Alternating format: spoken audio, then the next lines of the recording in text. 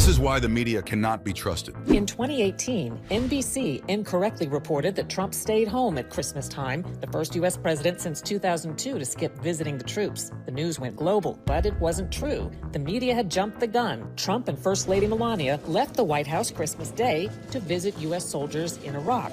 On Thanksgiving, Newsweek made a similar error, falsely reporting that Trump was spending the holiday golfing at Mar-a-Lago in Florida. But the reporter had fabricated the golf story. Trump flew to Afghanistan on Thanksgiving to again be with the troops, making Trump the only president in U.S. history to visit troops in a combat zone both on Thanksgiving and so close to Christmas, though the press never reported that. CNN claimed Nancy Sinatra was not happy her father's song was played at Trump's inauguration. But Nancy Sinatra responded, "That's not true. I never said that. Why do you lie, CNN?" Time falsely claimed Trump removed the bust statue of Martin Luther King from the Oval Office. TMZ reported Trump changed Black History Month to African American History Month, but Presidents Obama, Bush, and Clinton had all called it African American History Month.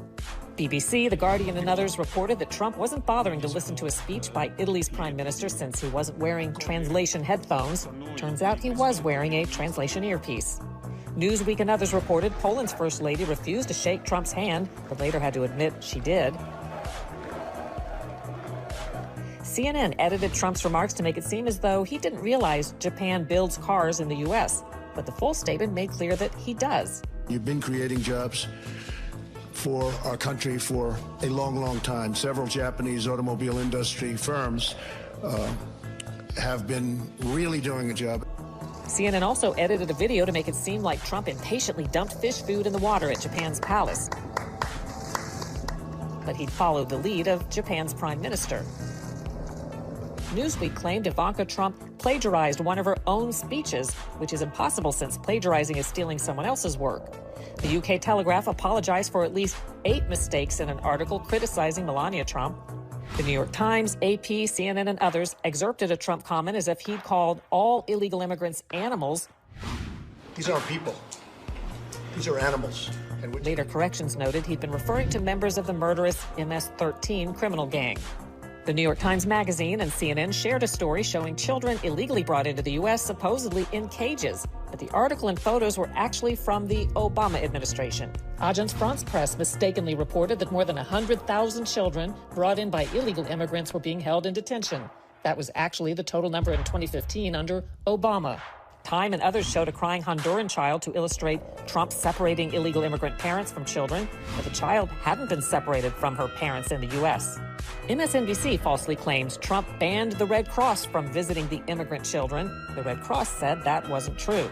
MSNBC also falsely claimed that Trump had talked about exterminating Latinos, but later corrected that and apologized. NBC News misidentified the focus of Trump's praise in a speech as Confederate General Robert E. Lee.